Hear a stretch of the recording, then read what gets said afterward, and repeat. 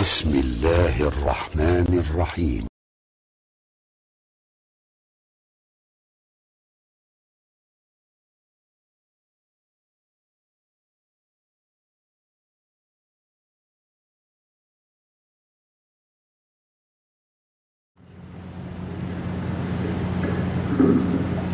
إن الحمد لله نحمده ونستعينه ونستغفره ونؤمن به ونتوكل عليه ونعوذ بالله من شرور أنفسنا ومن سيئات أعمالنا. من يهده الله فلا مضل له ومن يضلله فلا هادي له ونشهد أن لا إله إلا الله وحده لا شريك له ونشهد أن سيدنا ونبينا وحبيبنا محمد صلى الله عليه وعلى آله وصحبه وسلم تسليما كثيرا. أما بعد، فإن خير الحديث كتاب الله وخير الهدي هدي محمد صلى الله عليه وسلم وشر الأمور محدثاتها وكل محدثة بدعة وكل بدعة ضلالة وكل ضلالة في النار.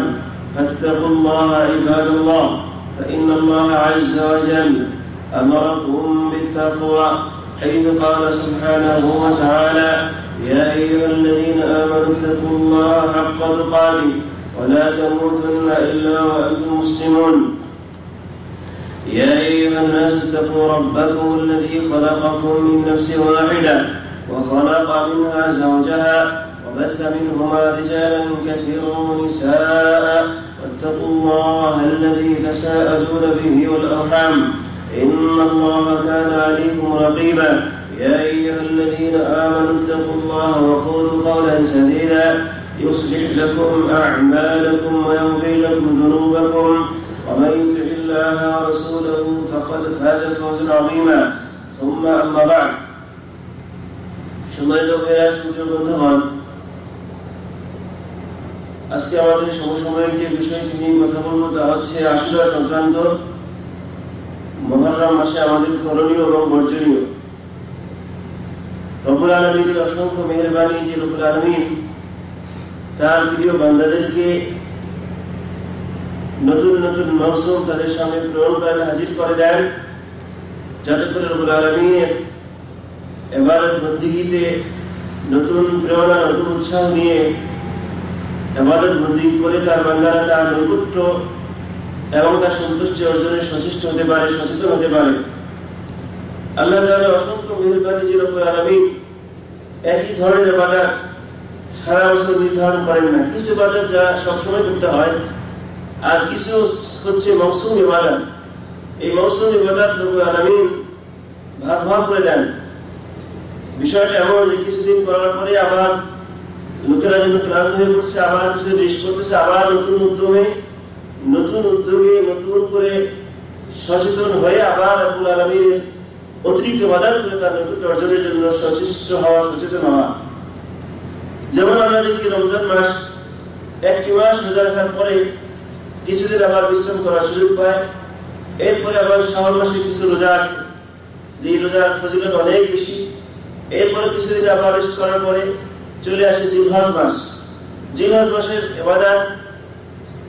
এরপরে আবার কিছুদিন বিরতি, এরপরে আবার মুহররম। এইভাবে সারাটি বছরে দেখা যায় কিছুদিন বিরতি, কিছুদিন আবার নতুন করে উদ্যোগ, নতুন উদ্যম, নতুন উৎসাহ, এগুলো নিয়ে লোকেরা আবার আল্লাহ তাআলার নৈকট্য অর্জনের চেষ্টা করে। যেই হোক, এই মুহররম মাস আল্লাহ তাআলার এক বিশেষ রহমত এবং কল্যাণের মাস। যদিও সবগুলো মাসই রব্বুল আলামিনের এবং সবগুলো মাসই রহমতের মাস, কিন্তু কিছু কিছু মাস রয়েছে যেগুলোতে রব্বুল আলামিন স্পেশালি তার বান্দাদেরকে তার নৈকট্য অর্জনের জন্য কিছু পদ্ধতি, কিছু উসিলা, কিছু ইবাদত রব্বুল আলামিন নির্ধারণ করে দিয়েছেন। মুহররম মাস তার মধ্যে অন্যতম। আল্লাহ রাসূল সাল্লাল্লাহু আলাইহি ওয়াসাল্লাম সহিহ হাদিস শরীফে রাসূল সাল্লাল্লাহু আলাইহি ওয়াসাল্লাম বলেছেন, আফদালুস সিয়ামি বা'দা রমাদান শাহরুল্লাহিল মুহররম। অর্থাৎ রমজান মাসের পরে সবচেয়ে উত্তম বা সবচেয়ে মর্যাদার রোজা হচ্ছে এই মুহররম মাসের রোজা। এই জন্য আমভাবে, সার্বিকভাবে বা স্বাভাবিকভাবেই মুহররম মাসে অতিরিক্ত রোজা রাখার সুযোগ আছে। কেউ যদি ইচ্ছা করে তাহলে মুহররম মাসে অধিকাংশ সময় রোজা রাখা সুযোগ আছে, যেহেতু রাসূল সাল্লাল্লাহু আলাইহি ওয়াসাল্লাম বলেছেন আফদালুস সিয়াম বা'দা রমাদান শাহরুল্লাহিল মুহাররম, রমজান মাসের পরে সবচেয়ে বেশি বা সবচেয়ে মর্যাদাবান সবচেয়ে উত্তম যে রোজাটা হচ্ছে মুহররম মাসের রোজা। যেন অটোমেটিকলি কোনো ব্যক্তির পক্ষে সম্ভব হলে মুহররম মাসের বেশিরভাগ সময় রোজা রাখার ইচ্ছা অথবা রোজা রাখতে পারে। প্রিয় ভাইরা, প্রিয় বন্ধুরা, এই মুহররম মাসে আমাদের করণীয় এবং বর্জনীয় দুটো বিষয় আমাদের জানা দরকার। বর্জনীয় বিষয়টা এই জন্যই সামনে আসছে যে আজকের দুনিয়াতে বিশেষ করে শিয়া সমাজ, এমনকি কিছু কিছু মুসলিম সমাজেও এমন কিছু কর্মকাণ্ড শুরু হয়েছে যেগুলোর সাথে ইসলামের দ্রুততম কোনো সম্পর্ক নাই, অথচ মুহররম মাসকে কেন্দ্র করে লোকেরা সেগুলো করতে থাকে এবং অনেক সওয়াবের কাজ মনে করে, অনেক ইবাদতের কাজ মনে করে, অনেক নেকের কাজ, পুণ্যের কাজ মনে করে, অথচ সেগুলোর মাধ্যমে ন্যায় বা সওয়াব এগুলো তো হচ্ছেই না, বরং ওই সকল ইসলাম বিরোধী, শরীয়ত বিরোধী কর্মকাণ্ডের মাধ্যমে দিন দিন তারা আল্লাহর কাছ থেকে দূরে সরে যাচ্ছে, নিজেদের খবর নাই। এজন্য আমাদেরকে জানতে হবে মুহররম মাসের বর্জনীয়, এরপর আমাদের করণীয়। মুহররম মাসের বর্জনীয় এবং করণীয় দুটো বিষয় আমাদেরকে আলাদা করে জানা দরকার, যাতে আমরা বর্জনীয় বিষয়গুলো ছাড়তে পারি আর করণীয় বিষয়গুলো আঁকড়ে ধরতে পারি। প্রিয় ভাইরা, প্রিয় বন্ধুরা, কিছু কিছু জাল এবং বানোয়াট হাদিস যা মূলত শিয়া সম্প্রদায় এবং তাদের যারা অনুসারী অথবা তাদের সাথে যাদের মিল আছে তাদের সাংবাদিকরা কিছু কিছু বানোয়াট এবং জাল হাদিস তারা আবিষ্কার করেছে এবং সেই বানোয়াট এবং জাল হাদিসের মাধ্যমে মূলত তারা কিছু আমল করে থাকে এবং সেই আমলগুলো আজকে মুসলিম সমাজেও ছড়িয়ে পড়েছে। মুসলমানদের মধ্যেও, মুসলিম সমাজেও কিছু কিছু সেই বানোয়াট হাদিসের উপরে কিছু কিছু আমল মুসলমানরা করে থাকে। তাদের মধ্যে একটি অন্যতম বানোয়াট হাদিস হচ্ছে মানিক তাসালা ইয়াউম আশুরা লাম ইয়ামুত যালিকাল আম, অর্থাৎ যে ব্যক্তি আশুরার দিবসে গোসল করলো সারা বছর সে অসুস্থ হবে না। এটা একটা বানোয়াট হাদিস, এটা হচ্ছে একটি বানোয়াট হাদিস। এই হাদিস তারা শুধু বানানোর পরে মার্কেটে ছেড়ে দিয়েছে। মার্কেটে ছেড়ে দেওয়া মানে কি, মানে সব ব্যাপকভাবে তাদের মাঝে ছড়িয়ে পড়েছে এবং সবাই হাদিসটা মুখে মুখে বলে এবং তাদের ধারণা আশুরার দিবসে রোজা রাখলে, আশুরার দিবসে আপনার গোসল করলে সারা বছর সে অসুস্থ হবে। মানে ফাইজলামির তো একটা সীমানা থাকে। রাসূল সাল্লাল্লাহু আলাইহি ওয়াসাল্লাম হাদিস নেই এইভাবে ফাইজলামি করার লোকের দুনিয়াতে অভাব নেই। তাদের মধ্যে এটা একটা অন্যতম ফাইজলামি। ফাইজলামি হচ্ছে এজন্য যে রাসূল সাল্লাল্লাহু আলাইহি ওয়াসাল্লামের উপরে কোনো ব্যক্তি যদি তোহমাত দেয়, বানায় কোনো হাদিস বলে, রাসূল সাল্লাল্লাহু আলাইহি ওয়াসাল্লামের স্পষ্ট সহিহ হাদিস, মান কাযাবা আলাইয়া মুতাআম্মিদান ফালিয়াতাবাওয়া মাকআদাহু মিনান নার, যে ব্যক্তি আমার উপরে মিথ্যা আরোপ করলো অর্থাৎ মিথ্যা হাদিস বানিয়ে বললো, সে ব্যক্তি নিজের স্থান জাহান্নামে করে নিল। বুখারী ও মুসলিম শরীফের হাদিস এবং সহিহ হাদিস, আল্লাহ রাসূল সাল্লাল্লাহু আলাইহি ওয়াসাল্লামের সহিহ হাদিস কোন ব্যক্তি যদি আমার উপরে অর্থাৎ রাসূলের উপরে মিথ্যা কোনো হাদিস বলে বানোয়াট, তাহলে সে ব্যক্তি নিজের স্থান জাহান্নামে করে নিল। যদিও সে ইবাদত করে, যদিও সে নামাজ পড়ে, যদিও সে রোজা রাখে, কিন্তু রাসূল সাল্লাল্লাহু আলাইহি ওয়াসাল্লামের উপরে বানোয়াট হাদিস বললে, মিথ্যা হাদিস বললে তার স্থান হচ্ছে জাহান্নাম। কিন্তু আমাদের দেশে, শুধু আমাদের দেশেই নয়, আজকে দুনিয়া মুসলিম বিশ্বে এই বানায় বানায় হাদিস বলা লোকের সংখ্যা সহিহ হাদিস বলার থেকে বেশি, কম নয়। বানায় বানায় যারা হাদিস বলে অথবা মিথ্যা হাদিসের উপরে যারা প্র্যাকটিস করে, চর্চা করে এবং মিথ্যা হাদিস বলে বেড়ায়, সহিহ হাদিস বলার থেকে তাদের সংখ্যা আজকে অনেক বেশি। বিস্ময়কর হলেও সত্যি যে আজকে মুসলিম দুনিয়াগুলো এভাবেই চলছে। বানায় বানায় হাদিস বলে লোকেরা সেগুলোকে বিশ্বাস করে, কিন্তু সহিহ হাদিস বললে আপনাকে বলবে এই নতুন হাদিস। আপনি যদি সহিহ হাদিস বলেন, রাসূল সাল্লাল্লাহু আলাইহি ওয়াসাল্লাম সহিহ কোন হাদিস বলেন, আপনাকে বলবে নতুন হাদিস পাইছো কোথায়, কিন্তু ওরা যে বানায় বানায় কথা বলে সেটা বলবে আমরাই সহিহ। কারণ কোন সমাজে যদি অধিকাংশ লোক পাগল হয়ে যায়, সেখানে যদি একটা ভালো মানুষ যায়, ওই ভালো মানুষের সবাই মনে করে পাগল। কারণ সবাই যদি পাগল, ভালো মানুষটাকে মনে করে পাগল। এটা হচ্ছে স্বাভাবিক একটা বিষয়, যার জন্য ভেজাল এবং বানোয়াট হাদিস, মিথ্যা হাদিস এগুলোর চর্চা এত বেশি হয়ে গিয়েছে যে সহিহ হাদিস বললে, সঠিক হাদিস বললে তাকে মনে করে ভ্রান্ত, তাকে মনে করে নতুন হাদিস। আর এই বানোয়াট হাদিস যারা বাড়ায় বাড়ায় বলে, মিথ্যা হাদিসগুলো যারা চর্চা করে এবং মিথ্যা হাদিসের উপর যারা আমল করে, তারা মনে করে নিজেদেরকে সত্যি, তারা মনে করে নিজেদেরকে তারা হকির উপরে আসে। আমি দুইটা হাদিস বলবো, আপনারা দেখবেন দিবালকের মতো ক্লিয়ার হবে যে আসলে বানোয়াট হাদিস কত মারাত্মকভাবে ছড়িয়ে পড়েছে মুসলিম সমাজে। আমাদের একটা হাদিস বলা হয়, তোমরা জ্ঞান অর্জনের জন্য প্রয়োজন মধ্যে চীন দেশে যাও, চীন দেশে কি জ্ঞান অর্জন করো। এটা ব্যাপকভাবে একটা পরিচিত হাদিস, অথচ একটা বানোয়াট হাদিস, এটা জাল হাদিস। সহিহ হাদিসের চর্চা না থাকার কারণে এইভাবে বানোয়াট হাদিস মার্কেটে এইভাবে ছড়িয়ে পড়েছে এবং লোকেরা লুফে নিয়েছে। অর্থাৎ বানোয়াট হাদিস কি তার আসল মনে করে, আসল হাদিসকে মনে করে বানোয়াট। আরেকটা হাদিস বলে আমাদের দেশে, এবং এটা আমাদের দেশে ম্যাক্সিমাম সুফিপন্থীরা অধিকাংশ ওয়াজিন এই হাদিসটা বলে, সেটা কি লাউলাকা লামা খালাকুল আফরাদ, হে রাসূল আপনি সৃষ্টি না করলে আমি কিছু সৃষ্টি করতাম না। লোকে এটাকে বিশ্বাস করে মনে করে এটা সহিহ হাদিস, এটা বানোয়াট হাদিস, জাল হাদিস। সহিহ হাদিস বলে আপনাকে বলবে নতুন ইসলাম, আর এই যে বানোয়াট হাদিসগুলো চর্চা হচ্ছে সেগুলোকে লোকেরা বিশ্বাস করে, ওগুলোর খবর নাই। এই জন্যই আমি বুঝি যে যে কোনো সমাজে অধিকাংশ লোক যদি পাগল হয়ে যায়, ভালো মানুষ গেলে সেখানে মনে করে ভালোটারে পাগল, বাকিরা সব ভালো। অবস্থা সেরকম বানোয়াট এবং জাল হাদিস, মিথ্যা হাদিসগুলোর চর্চা বেশি হওয়ার কারণে এবং সেগুলোর উপরে বেশি আমল করার কারণে সহিহ হাদিস নিয়ে কথা বলে আপনাকে মনে করবে পাগল, আপনাকে মনে করবে নতুন নতুন ইসলাম। আপনি আমাদের দেশে গিয়ে আপনি রফরে করে দেখেন, হাত বুকের উপরে বেঁধে দেখেন, আপনাকে বলে নতুন ইসলাম। সহিহ হাদিস এটার পক্ষে, এটাকে বলে নতুন ইসলাম। আর যা যেগুলো দুর্বল অথবা হাদিসে নাই সেগুলোকে মনে করে আসল। মিলাদ পরে কত জোরসে মিলাদ, কিন্তু সেটাকে এস্টাবলিশ করার জন্য, সাবিত করার জন্য, সেটা বৈধতা দেওয়ার জন্য নতুন নতুন দলিল বের করে, বানায়, আবিষ্কার করে।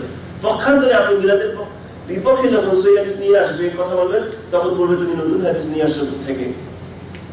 যাই হোক প্রিয় ভাইরা, সুপ্রিয় বন্ধুরা, এভাবে আরেকটি হাদিস তারা বলে, বানোয়াট আরেকটা হাদিস এই আসুরা সংক্রান্ত, সেটা হচ্ছে মান ওয়াসা আলা আহলিহি ইয়াউম আশুরা ওয়াসসাল্লাল্লাহু আলাইহি সাইরা সানাতিহি। এটা একটা বানোয়াট এবং জাল হাদিস।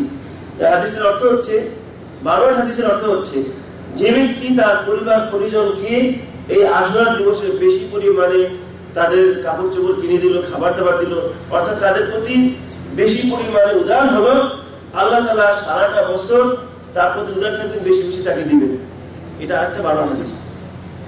এটা হচ্ছে আরেকটি বানোয়াট হাদিস, জাল হাদিস। এইটার চর্চা মূলত শিয়া সমাজ এবং যারা শিয়া দ্বারা প্রভাবিত তাদের ভেতরে এই বানোয়াট হাদিসগুলো খুব চর্চা হয়।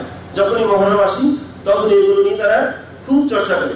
এই সকল বানোয়াট হাদিসের ব্যাপারে শাইখুল ইসলাম ইবনে তাইমিয়া রাহিমাহুল্লাহ, জগৎ বিখ্যাত আলিমে দ্বীন ছিলেন যিনি, এবং পৃথিবীর ইতিহাসে মুসলিম সমাজে এত বড় আলিম খুব কমই এসেছে। জগৎ বিখ্যাত বিশ্বসেরা আলিমে দ্বীন মধ্যযুগে, বিশেষ করে 7ম শতাব্দীতে এই ধরনের আলেম ইসলামী সমাজে, মুসলিম সমাজে খুব কমই এসেছেন। এই শাইখুল ইসলাম ইবনে তাইমিয়া রাহিমাহুল্লাহ এই সকল বানোয়াট হাদিসের ব্যাপারে তিনি বলছিলেন, লাম ইয়ারিদ ফি যালিকা لم يرد في شيء من ذلك حديث صحيح عن النبي صلى الله عليه وسلم। এভাবে রাসূল সাল্লাল্লাহু আলাইহি ওয়াসাল্লামের কাছ থেকে কোনো একটি সহিহ হাদিস আসে নাই। ওয়ালা আন আসহাবিহি, এবং রাসূল সাল্লাল্লাহু আলাইহি ওয়াসাল্লামের সাহাবাদের থেকে এই ধরনের কোনো হাদিস আসেনি। ওয়ালা ইসতাসহাবা যালিকা আহাদু আইম্মাতিল মুসলিমিন, আহাদুম মিন আইম্মাতিল মুসলিমিন, এমনকি মুসলমানদের যারা বড় বড় ইমাম, এই সকল ইমামদের কাছ থেকে এই ধরনের কোনো বর্ণনা আসে নাই। লা আইম্মাতুল আরবা'a ওয়ালা গায়রুহুম, যে বিখ্যাত 4 জন ইমাম রয়েছে, ইমাম আবু হানিফা, ইমাম শাফি, ইমাম আহমদ, ইমাম মালিক, এই 4 জন ইমামের কাছ থেকে এই ধরনের কোনো বর্ণনা আসেনি, এবং অন্য কোনো ইমামদের কাছ থেকে এই ধরনের কোনো বর্ণনা আসেনি। ওয়ালা রাওয়া আহলুল কুতুবিল মুতামাদা ফি যালিকা শাই, এমনকি বিশ্বস্ত নির্ভরযোগ্য যে কিতাবগুলো, সেই সকল কিতাবে এই ধরনের কোনো বর্ণনা নাই। তারপরে বলছেন, লা নবী সাল্লাল্লাহু আলাইহি ওয়াসাল্লাম ওয়ালা সাহাবা ওয়ালা তাবিঈন লা সহিহান ওয়ালা দাঈফান, নবী সাল্লাল্লাহু আলাইহি ওয়াসাল্লামের কাছ থেকে যেমন আসেনি, সাহাবাদের কাছ থেকে যেমন কোনো বর্ণনা আসেনি, কোনো সহিহ হাদিস তো নাই, দুর্বল হাদিসও নাই। এই ব্যাপারে লা ফি কুতুবি সহিহ ওয়ালা ফি সুনান, সহিহ হাদিসের যে কিতাবগুলো সেগুলোতেও যেমন নাই, তেমনি ভাবে কুতুবুস সুনান যেগুলো রয়েছে অর্থাৎ হাদিসের কিতাব, সেগুলোতেও নাই। ওয়ালা মাসানিদ, এবং হাদিসের যে মুসনাদগুলো আছে, যেমন মুসনাদ ইমাম আহমদ, মুসনাদ ইমাম শাফি, এই ধরনের হাদিসের আরো কিছু মুসনাদ আছে, সেই সকল মুসনাদের কিতাবেও নাই। ওয়ালা ইউরু শাইউম মিন হাযিহিল আহাদিস আলা আহদিল কুরুনিল ফাদিলা, আলা আহদিল কুরুনিল ফাদিলা, এমনকি এই ব্যাপারে সাহাবীদের যুগে, তাবেঈনদের যুগে এবং তাবেঈনদের যুগে ইসলামী সমাজে, মুসলিম সমাজে কোনো কিছুই পরিচিত ছিল না। অর্থাৎ যে হাদিসগুলো আমি একটু আগে বলেছি, এই ধরনের যে হাদিসগুলো আছে মিথ্যা হাদিস। সুতরাং এই ধরনের মিথ্যা হাদিসকে কেন্দ্র করে আশুরা দিবসে যা কিছু করা হয় তার পক্ষে কোনো দলিল নাই, কোনো ভিত্তি নাই। এই ধরনের কর্মকাণ্ড আমাদেরকে পরিত্যাগ করতে হবে। যেমন আশুরা দিবসে রোজা রাখা, আশুরা দিবসে আপনার গোসল করা, রোজা রাখার ব্যাপারে হাদিস আছে, সেটা আমি একটু পরে বলছি, গোসল করা। এরপরে শিয়া সমাজে যে কাজগুলো প্রচলিত এবং প্রচারিত ব্যাপকভাবে যেগুলো আজকে হচ্ছে, এমনকি আমাদের মুসলিম সমাজে আজকে তার দ্বারা প্রভাবিত হয়ে শিয়াদের কিছু কর্মকাণ্ড আমাদের মুসলমানদের সমাজে হচ্ছে, সেগুলোর ব্যাপারে আমাদের জানা দরকার। আপনারা দেখবেন যখনই মহররম আসে, যখনই আশুরা আসে, তখনই কি করে শিয়ারা বিশেষ করে তাজিয়া করে, বিরাট বিরাট মিছিল, হাজার হাজার লোকেরা মিলে রাস্তা বের হয়ে আসে, নারী পুরুষ সবাই মিলে। এরপরে এক শ্রেণীর লোকেরা বিরাট বিরাট চাকু, অনেকগুলো চাকু রশি দিয়ে বেঁধে সেগুলো দিয়ে পিঠ চাপড়াতে থাকে। এমনকি তাদের ছোট ছোট বাচ্চা শিশুদেরকে, নিষ্পাপ শিশুদেরকে পর্যন্ত এই চাকু দিয়ে মাথা কাটতে থাকে, পিঠ কাটতে থাকে, গাল কাটতে থাকে, এবং তাদের ধারণা খুব স্বাভাবিক কাজ করতেছে। এর পক্ষে আদৌ কোনো দলিল নাই, অথচ এই ধরনের নাপাকি ইসলাম বিরোধী, শরীয়ত বিরোধী কর্মকাণ্ডের মাধ্যমে নিজেদেরকে নিজেরা কষ্ট দিচ্ছে, নিজেদেরকে নিজেরা ক্ষতিগ্রস্ত করতেছে, দুনিয়াও ক্ষতিগ্রস্ত করতেছে, আখিরাতকে ক্ষতিগ্রস্ত করতেছে। নিজেদেরই খবর নাই। তাদের আকীদাগত সমস্যা থাকার কারণে, আকীদার ব্যাপারে পরিচ্ছন্নতা না থাকার কারণে সম্ভবত রব্বুল আলামিন দুনিয়াতেও তাদের কিভাবে শাস্তি দিচ্ছেন। আখিরাত তো আসেই। যাদের ভিতরে আকীদাগত পরিচ্ছন্নতা নাই, আকীদার ভিতরে নির্ভেজাল ইসলাম বা নির্ভেজাল তাওহীদ যাদের মধ্যে থাকে না, রব্বুল আলামিন তাদেরকে দুনিয়াতে কষ্ট দেন এবং আখিরাত তো আসেই। এই জন্য সুফিপন্থীরাও দেখবে, যে সকল সুফিপন্থীরা ইসলামের মৌলিক যে বিষয়গুলো, বেসিক যে বিষয়গুলো কোরআন এবং সুন্নাহর সাথে মিল নাই, এমন কিছু কর্মকাণ্ড করে যেগুলো তারা নিজেকে নিজে কষ্ট দেয়। এর মানে হয়তো বা আল্লাহ তাআলা তাদেরকে এই কোরআন এবং সুন্নাহ না মানার কারণে, কোরআন এবং সুন্নাহর প্রতি ইস্তেকামাত না থাকার কারণে, প্রতিষ্ঠিত না থাকার কারণে আল্লাহ তাআলা দুনিয়াতে তাদেরকে কষ্ট দেন। আখিরাত তো আসেই। এই ধরনের কোরআন সুন্নাহর সাথে মিল নাই, এমন কষ্টে কোনো লাভ নাই। আপনি নিজেকে নিজে যদি হত্যা করেন এই চাকরি দিয়ে, কোনো লাভ হবে না। আখিরাতও খোয়ালেন, দুনিয়াও খোয়ালেন। প্রিয় ভাইরা, সূর্য বন্ধুরা, এই মহররম মাসকে কেন্দ্র করে, আশুরার দিবসকে কেন্দ্র করে এই ধরনের তাজিয়ার ব্যবস্থা করা, মিছিলের ব্যবস্থা করা, এরপরে সাজসজ্জার ব্যবস্থা করা, মসজিদকে সাজানো গোছানো, এরপরে আপনার ভালো ভালো পোশাক পরা, মিলাদের আয়োজন করা, এরপরে ওয়াজ নসিহতের আয়োজন করা, এগুলোর পক্ষে কোনো দলিল নেই। সুতরাং এগুলো কোনো কিছুই করা যাবে না। এগুলো হচ্ছে আশুরা দিবসের বর্জনীয় কাজ। আশুরা দিবসে বর্জনীয় অথবা মহররম মাসের বর্জনীয় হচ্ছে এগুলো। এবং সাথে সাথে কারবালাকে কেন্দ্র করে যা কিছু হয় সেগুলো সবই বর্জনীয়। কারণ হচ্ছে কারবালার সাথে আশুরার কোনো সম্পর্ক নেই। আশুরার দিবসের যে ফজিলত এবং সওয়াবের যে বিষয়টি, তার সাথে কারবালার কোনো সম্পর্ক নাই। আল্লাহ রাসূল সাল্লাল্লাহু আলাইহি ওয়াসাল্লামের ইন্তিকালের বহু পরে কারবালার ঘটনা ঘটেছে। আল্লাহ রাসূল সাল্লাল্লাহু আলাইহি ওয়াসাল্লামের ইন্তিকালে অনেক পরে গিয়ে, অনেক পরে, প্রায় 45 বছর পরে অথবা আরো বেশি পরে গিয়ে কারবালার ঘটনা। সুতরাং সেই সময় নতুন করে সওয়াবের কোন আমল নির্ধারণ করার কোন সুযোগই তো নাই, কোন অধিকারই তো নাই। নতুন করে কোন রোজা সাব্যস্ত করার কোন অধিকারই তো কারণ নাই। অথচ কারবালাকে কেন্দ্র করে লোকেরা মনে করে আশুরা দিবসের রোজা কারবালার জন্য। অনেকেরই ধারণা আশুরা দিবসের যে রোজা এটা কারবালার জন্য। কারবালার সাথে দূরতম কোনো সম্পর্ক নাই। কারণ আল্লাহ রাসূল সাল্লাল্লাহু আলাইহি ওয়াসাল্লাম ইন্তিকালের পরে নতুন করে কোনো রোজা, কোনো নামাজ, কোনো ইবাদত সাব্যস্ত করার কোনো অধিকার কাউকেই দেওয়া হয় নাই। সুতরাং কারবালাকে কেন্দ্র করে যা কিছু হয় সবই ভ্রান্ত, সবই পথভ্রষ্ট, সবকিছুর সাথে ইসলামের সাথে দূরতম কোনো সম্পর্ক নাই। এই বিষয়টা আমাদেরকে জানতে হবে। এরপরে কি কারবালাকে কেন্দ্র করে যা কিছু বলা হয়, আমাদের যে আপনারা ছোটবেলায় শুনেছেন হয়তো, এখনো অনেকে শুনবেন এবং এখনো অনেকেই গুনগুন করে সকল গান গিয়ে বেড়ায়। সেগুলো কি ওইটা যাওয়ারে জোরার কবুতর ফাতেমা কান দিয়ে বলে, আজ বুঝি কারবালার আগুন লেগেছে এবং কলি যায় আরশ থেকে, এই ধরনের কুফর এবং শিরকি কথাবার্তা বলা আমাদের সমাজ। এগুলো হচ্ছে শিয়াদের থেকে আসা বাতিল এবং মিথ্যা কাহিনী, মিথ্যা কথাবার্তা। অথচ মুসলিম সমাজে হওয়ার পরেও শিয়াদের দ্বারা প্রভাবিত হওয়ার কারণে, সুফিপন্থীদের দ্বারা প্রভাবিত হওয়ার কারণে এই সকল শিরক এবং মিথ্যা কিসসা কাহিনীগুলো বলে বলে গজল গায় এবং মনে করে আশুরার সাথে যত কর্মকাণ্ড, যত স্বাভাবিক বিষয় সবই কারবালার সাথে সম্পর্কিত। প্রিয় ভাইরা, বন্ধুরা, মনে রাখতে হবে কারবালার যত ঘটনা এর সাথে আশুরা আদৌ দূরতম কোনো সম্পর্ক নাই। কারবালার সওয়াবের সাথে, অর্থাৎ আশুরার সওয়াবের সাথে কারবালার ঘটনার সাথে কোনো সম্পর্ক নেই। শিয়াদের দ্বারা প্রভাবিত হওয়ার কারণে এই ধরনের কাহিনীগুলো আমরা আজকে বলে বেড়াচ্ছি। অথচ আশুরার দিবসের আসল যে তাৎপর্য, আসল যে ঘটনা সেটা আমরা অনেকেই জানি না। আশুরা দিবসের তাৎপর্য কি, কোথেকে আশুরা আসলো এবং তার ফজিলত কি সেটা আমাদের অনেকেই জানা নাই। সবই মনে করি কারণে, সবই মনে করি কারণে। যাই হোক, আমাদের এই ধরনের ভ্রান্ত আকীদা, ভ্রান্ত বিশ্বাস থেকে আমাদের মুক্তি লাভ করা দরকার, পরিত্রাণ পাওয়া দরকার এবং এই ধরনের শিয়াদের মিথ্যা কিসসা কাহিনী থেকে আমাদের বাঁচা দরকার। ইসলামী সমাজ আজকে যদি এভাবে ভ্রান্তির মধ্যেই ডুবে থাকে তাহলে আল্লাহ তাআলার রহমত থেকে বঞ্চিত হবে না। রহমত পাবে কোথায়, কিসের ভিত্তিতে? প্রিয় ভাইরা, সুপ্রিয় বন্ধুরা, আসুন আমরা মুহররম মাসের করণীয় সম্পর্কে সংক্ষিপ্ত আকারে যা শুনলাম আরো বিস্তারিত জানার চেষ্টা করবো। এই সকল বর্জনীয় মুহররম মাসের এই সকল বর্জনীয় বিষয়গুলো আমরা যেন বর্জন করতে পারি। এরপরে আমরা করণীয় কি সেগুলো আমরা বলবো ইনশাআল্লাহ। বর্জনীয় গুলোকে বর্জন করে করণীয় গুলোকে আমরা করার চেষ্টা করবো। আল্লাহ তাআলা আমাদেরকে সেই তৌফিক দান করুন। বারাকাল্লাহু লি ওয়া লাকুম ফিল কুরআনিল আযীম ওয়া নাফা'নি ওয়া ইয়্যাকুম বিমা ফীহি মিনাল আয়াতি ওয়ায যিকরিল হাকীম। আকুলু কওলি হাযা ওয়া আস্তাগফিরুল্লাহ লি ওয়া লাকুম ওয়া লিসাইরিল মুসলিমিনা মিন কুল্লি যামব ফাস্তাগফিরুহু ওয়া তুবু ইলাইহি ইন্নাহু হুয়াল গফুরুর রহিম।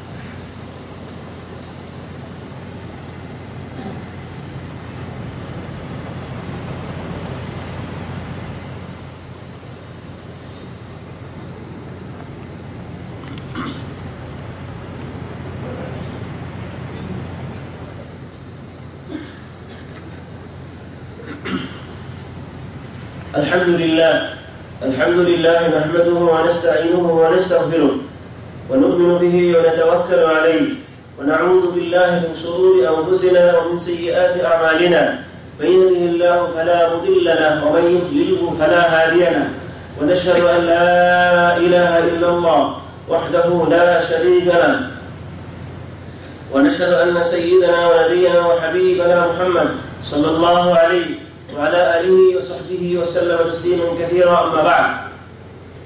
সম্মানিত ভাইরা, সুপ্রিয় বন্ধুরা, এই কারবালা দিবসকে কেন্দ্র করে আরো যে কাহিনীগুলো করা হয়, হাই হোসেন হাই হোসেন করে করে চিল্লানো, হুসাইনকে ডাকা, হুসাইনের জন্য বিলাপ করা, হুসাইনের জন্য অতিরিক্ত কান্নাকাটি করা, এগুলোর সাথে ইসলামী শরীয়তের দ্রুততম কোনো সম্পর্ক নাই। এগুলো হচ্ছে শিয়াদের আবিষ্কৃত নতুন ইসলাম, নতুন শরীয়ত, সেগুলো আজকে মুসলিম সমাজে ঢুকে পড়েছে। প্রিয় ভাইরা, সুপ্রিয় বন্ধুরা, শিয়াদের ব্যাপারে অনেক অনেক কথা আছে, সেগুলো হয়তো বা সুযোগ পেলে আরো ইনশাআল্লাহ কথা বলবো। শিয়াদের যে আকীদা, যে বিশ্বাস, সেগুলো যদি কোনো মুসলমানদের মধ্যে ঢুকে সে মুসলমান থাকে, এত মারাত্মক মারাত্মক আকীদা হচ্ছে তাদের। অথচ শিয়াদেরকে আজকে মুসলমানরা মনে করে মুসলমানদের সবচেয়ে বড় বন্ধু। আকীদার ব্যাপারে পড়াশোনা না থাকার কারণে, শিয়াদের আসল গোমরগুলো, তথ্যগুলো না জানার কারণে শিয়াদেরকে মনে করে মুসলমানদের আসল বন্ধু, অথচ তারা আসল শত্রু। কারণ শিয়াদের এই তাদের যে বিশ্বাস এবং আকীদা আসছে মূলত ইহুদিদের থেকে। শিয়া ধর্মের যারা আবিষ্কারক, শিয়া ধর্ম যে মূলত প্রথম আবিষ্কার করেছে সেই লোকটার নাম হচ্ছে আব্দুল্লাহ বিন সাবা, সে ছিল ইহুদি। এই ইহুদি মূলত শিয়াদের এই নতুন মতবাদ এবং নতুন ফিরকা নিয়ে হাজির হয়। কিন্তু মুসলমানদের মধ্যে অনেকেরই ধারণা শিয়ারা মুসলমানদের মধ্যেই একটা গ্রুপ, যেমন বিভিন্ন মাযহাব আছে এরকম একটা মাযহাব। আসলে তাই না।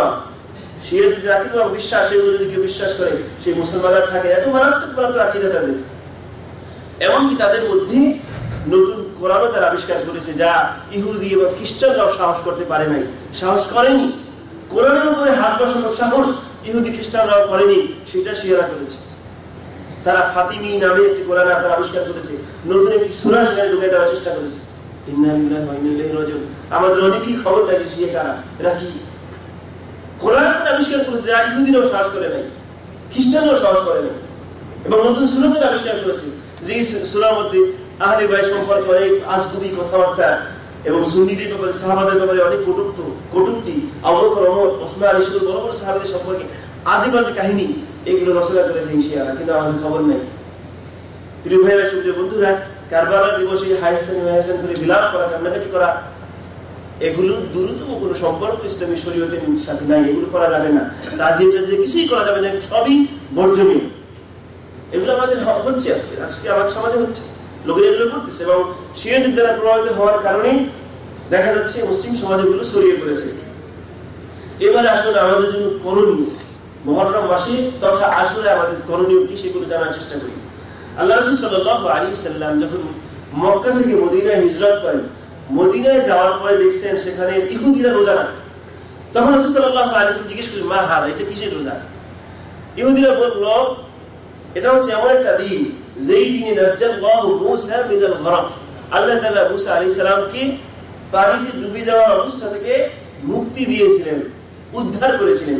অর্থাৎ ফেরাউনের দরবার থেকে রব্বুল আলামিন মূসা আলাইহিস সালাম এবং তার সাথী বনী ইসরাঈলকে হেফাজত করেছিলেন, পানিতে ডুবে যাওয়ার অবস্থা থেকে হেফাজত করেছিলেন। তো রাসূল সাল্লাল্লাহু আলাইহি ওয়াসাল্লাম ইহুদিদেরকে জিজ্ঞেস করার পরে তারা বলছে যে আল্লাহ তাআলা মূসা আলাইহিস সালামকে মুক্তি দিয়েছেন এই দিনে, ফানাসুমুহু, এইজন্য আমরা এই দিনে রোজা রাখি।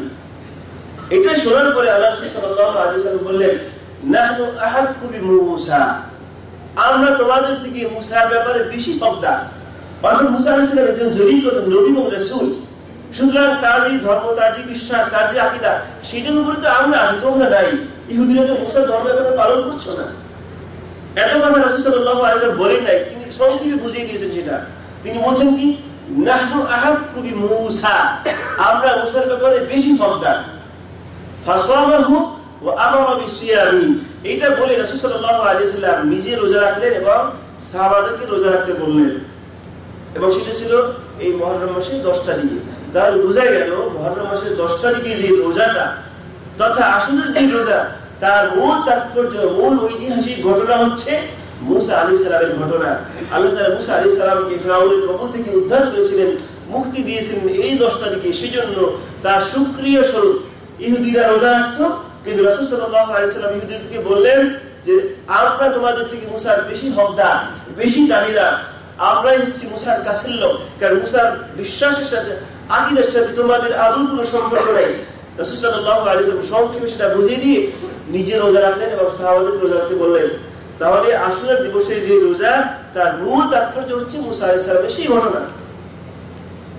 এরপরে রাসূল সাল্লাল্লাহু আলাইহি ওয়াসাল্লাম যখন রোজা রাখতে বললেন, সাহাবাদেরকে আদেশ করলেন, তিনি বললেন, খালিফুল ইয়াহুদ, ইহুদিদের তোমরা বিরোধিতা করো।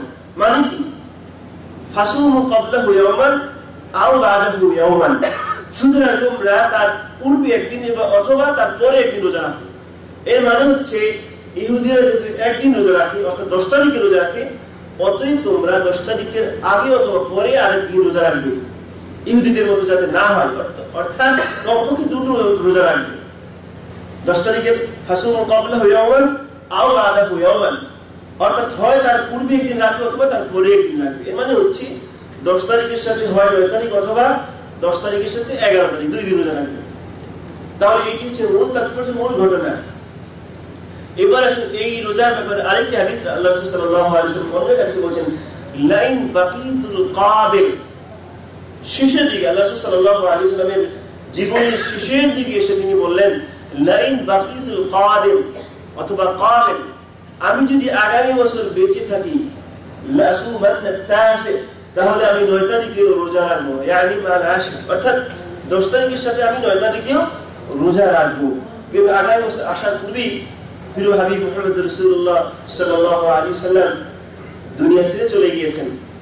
তো এই হাদিসের আলোকে আল্লাহ রাসূল সাল্লাল্লাহু আলাইহি ওয়াসাল্লাম আদেশ, ইহুদিদের বিরোধিতা এবং তার নিজের কথা, নিজের বক্তব্য, নিজের আশা প্রকাশ সবকিছু মিলিয়ে যেটা রেজাল্ট দাঁড়াচ্ছে তা হচ্ছে কোনো ব্যক্তি যদি আশুরা রোজা রাখে তাহলে অবশ্যই 9 তারিখ মিলাবে অথবা 11 তারিখ মিলাবে, অর্থাৎ 10 এর সাথে আগে একদিন 9 তারিখে রাখবে অথবা 10 এর সাথে 11 তারিখে রাখবে, যাতে করে একটা না হয়। এবং এই রোজার ফজিলতের ব্যাপারে রাসূল সাল্লাল্লাহু আলাইহি ওয়াসাল্লাম বলেন, আহতাসিবু আল্লাহি ইউকাফিরু সালাতাল মাদিয়া, আমি আল্লাহর কাছে আশা করি এই একটি রোজার বিনিময়ে রব্বুল আলামিন একটি বছরের গুনাহ ক্ষমা করে দিবেন। সুবহানাল্লাহ, একটি রোজার বিনিময়ে একটা বছরের গুনাহ ক্ষমা হয়ে যায়। বিরাট পুরস্কার এবং প্রতিদানের সুসংবাদ দেওয়া হয়েছে এই হাদিসের ভিতরে। এজন্য প্রিয় ভাইরা, প্রিয় বন্ধুরা, যদিও আমল অনেক কম কিন্তু সওয়াব অনেক বেশি, যদিও আমলটা সুন্নাত কিন্তু প্রতিদান এবং পুরস্কার অনেক কম। এজন্য আশুরা দিবসে আমাদের অবশ্যই যদিও একটু কষ্ট হয় তারপরও রোজা রাখার চেষ্টা করা উচিত। একটু কষ্ট হলেও একটা বছরের গুনাহ যেহেতু মাফ পায়, আশুরা দিবসে আপনারা চেষ্টা করবেন রোজা রাখতে। একটা রোজার সাথে আরেকটা দিন অতিরিক্ত 9 অথবা 11, 10 তারিখের সাথে হয় 9, 10 অথবা 10, 11। আবার কেউ ইচ্ছা করলে 9, 10, 11 3 দিনও রাখতে পারে। ইবনুল কাইয়্যিম রাহিমাহুল্লাহ এই রোজাকে 3 ভাগে ভাগ করেছেন। তিনি বলছেন হয় 9, 10, 11 অথবা 9, 10 অথবা 10, 11। তো আমরা হয় 9-10 অথবা 10-11 অথবা 9-10-11 এভাবেও রাখা যেতে পারে। আর যেহেতু মুহররম মাসে নরমালি রোজা রাখা উত্তম, সেজন্য কেউ যদি মুহররম মাসে অধিকাংশ সময় রোজা রাখতে চায় তাও পারে, অথবা মুহররম মাসে যেই সাপ্তাহিক রোজাগুলো আছে সোমবার এবং বৃহস্পতিবার সেটা আপনি ইচ্ছা করলে রাখতে পারেন। তেমনি ভাবে মাসিক যেই রোজা আছে প্রত্যেক চন্দ্র মাসে, হিজরি মাসে বা আরবি মাসে 13, 14, 15 যে রোজা রাখা সুন্নাত, সেটাও যদি কেউ এই মাসে রাখতে চায় সেটাও রাখতে পারে। তাহলে মুহররম মাসের অধিকাংশ দিন রোজা রাখা হলো। আর কোনোটাই যদি সম্ভব না হয় অন্তত 9-10 কিংবা 10-11 এই রোজাটা রাখার চেষ্টা করবেন। 1 বছর গুনাহ মাফ হয়ে যায়। এই বিরাট পুরস্কার এবং প্রতিদান হাত ছাড়া করা ঠিক হবে না। প্রিয় ভাইরা, সুপ্রিয় বন্ধুরা, তাহলে মুহররম মাসে আমরা রোজা রাখার চেষ্টা করব 9-10 অথবা 10-11 কিংবা 9-10-11 যদি কারোর পক্ষে সম্ভব হয়। আর যেটা বলা হলো, আমরা কোন ধরনের বেদাতি কর্মকাণ্ড, শিয়াল যে কর্মকাণ্ডগুলো অতিরিক্ত তাজিয়ে করা, অতিরিক্ত এই যে আপনার হাইজান বলে চিল্লানো, এগুলো হচ্ছে শিরকের অন্তর্ভুক্ত। এরপরে সাজসজ্জা করা, তারপরে গরিব খাওয়ানো, এই করা সেই করা, মিলাদের আয়োজন করা, রসদের আয়োজন করা, কারবালাকে নিয়ে মাতামাতি করা, এগুলো সবই শরীয়ত বিরোধী। মনে রাখতে হবে রাসূল সাল্লাল্লাহু আলাইহি ওয়াসাল্লাম সেই বিখ্যাত হাদিসটি, فإنه من يعش منكم بعدي فسيرى اختلافا كثيرا فعليكم بسنتي وسنة الخلفاء الراشدين المهديين من بعدي। অর্থাৎ আমার পরে যারা বেঁচে থাকবে তোমাদের মধ্যে, তারা এই উম্মতের ভিতরে প্রচুর বৈপরীত্য দেখতে পাবে, লক্ষ্য করবে।